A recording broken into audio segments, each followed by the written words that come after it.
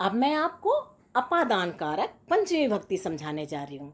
इसके पहले मैंने आपको कर्ता कारक, प्रथमा विभक्ति, कर्म कारक, द्वितीय विभक्ति, कर्ण कारक, तृतीय विभक्ति, संप्रदान कारक, चतुर्थी विभक्ति, अब अपादान कारक पंचमी विभक्ति समझाने जा रही हूँ।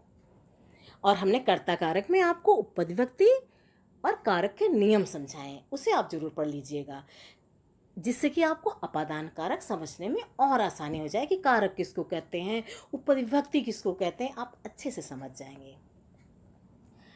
अब हम आपको अपादान कारक के बारे में बताते हैं। ध्रुवम पाए अपादानम, किसी वस्तु या व्यक्ति के अलग होने में जो वस्तु या व्यक्ति ध्रुव यानी स्थिर, अवधिभूत, सीमा रूप है, उसकी अपादान संज्ञा होती है। यानी जो स्थिर है, जो डिगता नहीं है, जैसे वृक्षात, क्या पेड़ हिलता है? नहीं, स्थिर है। पत्राणि पतंत, पेड़ से, वृक्ष से पत्ते गिरते हैं।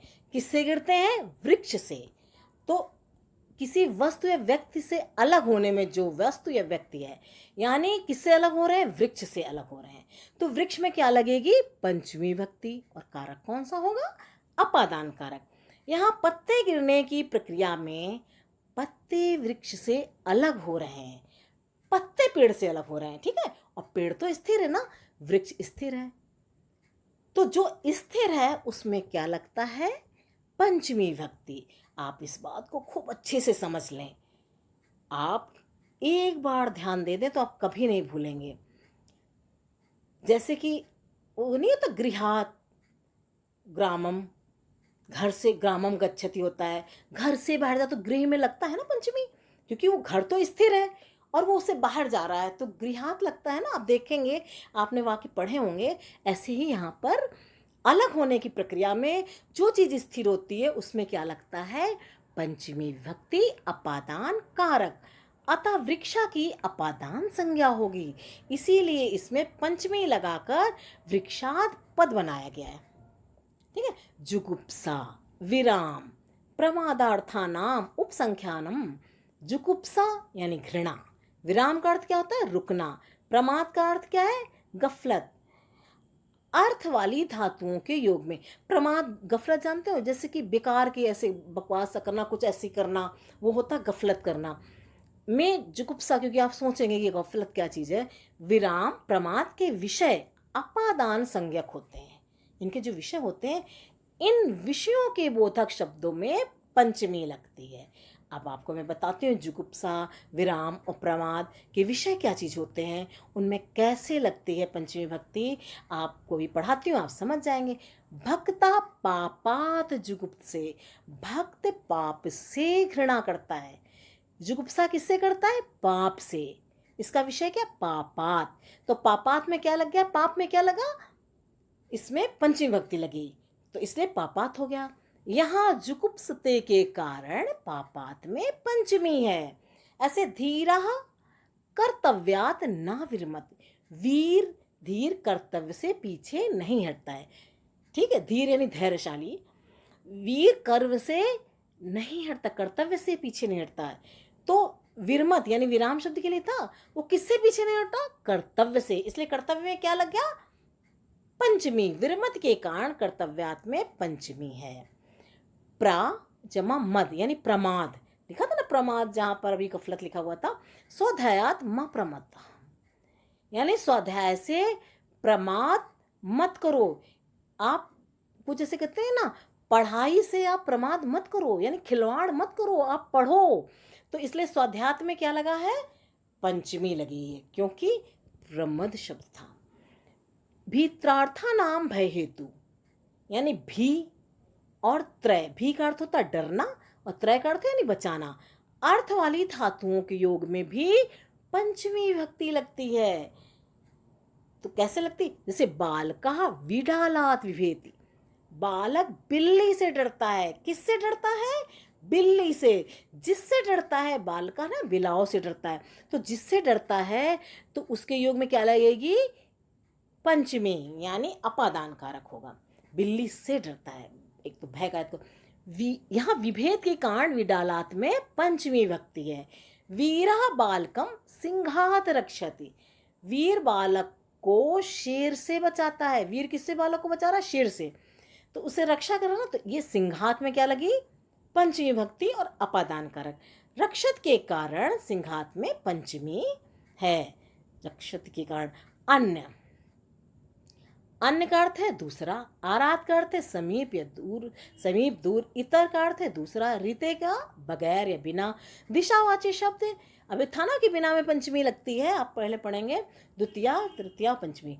पूर्व और उत्तर, कोई भी दिशा हो, मतलब आदि लगाया गया, यानी पूरब, पश्चिम, उत्तर, दक्षिण, कोई भी दिशावाची शब्द हो।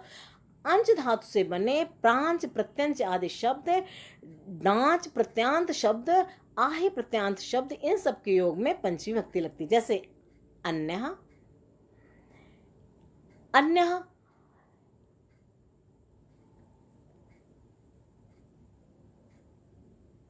अब हम इसको थोड़ा सा नीचे कर दें जिससे आपको अच्छे से दिखाई दे।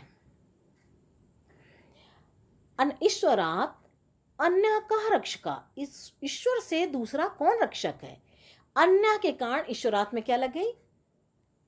पंचमी लग गई। ईश्वर से दूसरा कौन रक्षक है, यानी ईश्वरात में क्या लग गई? पंचमी। आरात वनात, यानी आरात ग्राम अस्ति, वन से दूर या समीप गांव है। तो आरात के कारण क्या लग गया? वनात में क्या लग गया? पंचमी। यहाँ है ना, वन से दूर है या वन से समीप है। तो वन से दूर है ना, दूर कहाँ से? वन से है, इसलिए वन में क्या लग गई? पंचमी या अपादान कारक हो गया। इतरा, धर्मात इतरा का अविलंबा, धर्म से दूसरा कौन सहारा है? धर्मात इतरा का अवलंबा, यानी धर्म से दूसरा कौन सहारा है? इतरा के योग में क्या है? धर्म है, धर्म से इतर। इतरा के कारण धर्मात में क्या लग गई? पंचमी विभक्ति। अब हम आपको कुछ और उदाहरण समझाते हैं पंचमी विभक्ति के। ऋते, निश्रमात ऋते कुत्र विद्या, निश्रम के बगैर विद्या कहाँ है? तो किसके बगैर नहीं है? किसके योग में? तो ऋते का योग क्या है? श्रमात है, इसलिए यहाँ पर क्या लग गई? पंचमी विभक्ति और अपादान कारक लग गया। तो यहाँ लिखा है ऋते के कारण धर्मात में पंचमी है। पूर्व ग्रामात, ग्रामात पूर्व पर्वता, गांव से पूर्व पहाड़ है। पूर्व के कारण ग्रामात में पंचमी लगी है। ग्राम से पूर्व, तो यहाँ पर क्या लगेगा? पंचमी ग्राम में लगी। प्राक नगरात, प्राक नदीवादी, गांव से पूर्व में नदी वदी। प्राक करते तो पूर्व दिशा, इसमें दिशा के लिए बताया गया है। तो नगर से पूर्व दिशा में, तो नगरात में क्या लग गई? यहाँ पर पंचमी विभक्ति लग गई। ठीक है। गांव, गांव से दक्षिण दिशा होती तो गांव में ग्रामात लग जाता। ठीक है, यानी दिशा जिससे, जिसके योग में दिशा लिखा हो कि नगर से पूर्व, गांव से दक्षिण, तो उसमें क्या लग जाएगा? जैसे गांव में लग जाएगा पंचमी विभक्ति, ऐसे नगर में लग गई पंचमी विभक्ति। तो आपको इसका ये देखना पड़ेगा किससे इसका संबंध। बही यानी बाहर, अनंतरम बाद में, परः बाद में, ऊर्ध्वम ऊपर, प्रभृति से लेकर, आरभ्य से लेकर के योग में भी क्या लगती है? पंचमी विभक्ति। जैसे बही, नगरात बही उद्यानम अस्ति, नगर से बाहर बगीचा है। तो नगर से बाहर है ना, उद्यान से बाहर तो है नहीं, इसलिए उद्यान में नहीं लगा। नगर से बाहर, इसलिए बही के कारण नगरात में पंचमी विभक्ति है। अनंतरम, आप देखिए, अनंतरम भोजनात्, भोजनात् अंतरम सा औतत, भोजन के बाद वह बोला। किसके बाद बोला? भोजन के बाद बोला, इसलिए भोजनात् में क्या हो गई? पंचमी विभक्ति। अनंतरम के कारण भोजनात् में पंचमी है। परः यानी बाद में। रविवासरात, ये सापूरी है, ऐसे ता है ना, रविवासरात, यहाँ पर थोड़ा मिसप्रिंटिंग हो गई है। परः सोमवारः भवति, रविवार के बाद क्या आता है? सोमवार आता है। तो रविवार के बाद आता है, तो आप के बाद के लिए, के शब्द के लिए षष्ठी मत लगा देना। परः के लिए क्या होगा? जिसके बाद आता है उसमें क्या लग जाती है? पंचमी विभक्ति। रविवासरात, यहाँ परः के कारण रविवासरात में पंचमी है। भी यानी डरना, यानी जिससे डरा जाए वह पंचमी में होता है। जैसे सिंहात विभेति, किससे डर रहे हैं? सिंह से, यहाँ से लिखा हुआ है। ठीक है,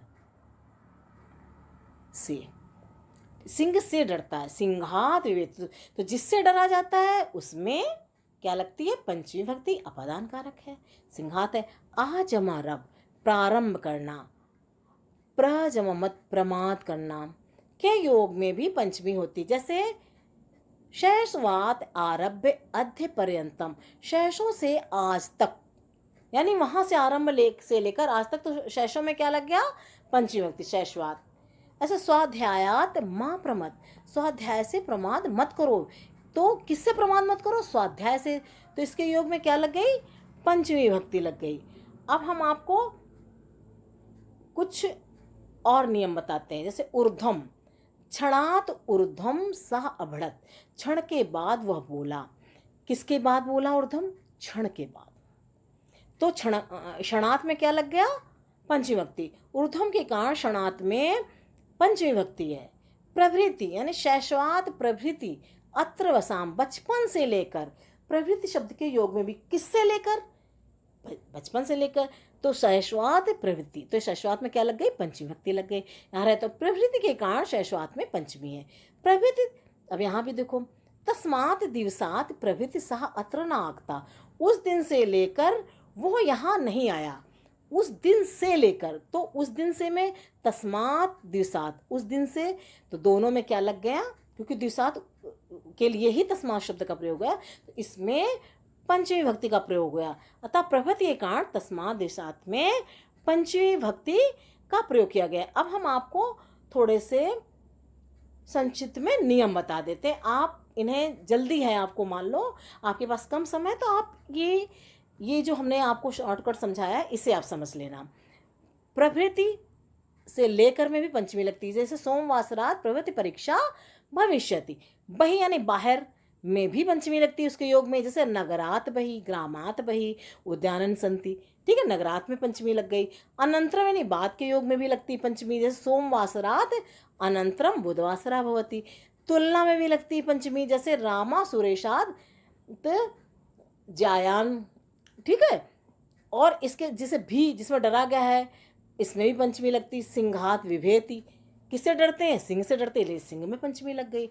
आरंभ यानी प्रारंभ में भी पंचमी लगती है, जैसे हिमालयात यानी हिमालय से आरंभ सागर पर्यंत, हिमालय से गंगा निकलती है, उसमें भी आप हिमालयात में पंचमी लगाएंगे, जिससे कोई चीज़ निकली जाती है, अलग होती है, उसमें पंचमी लगती है।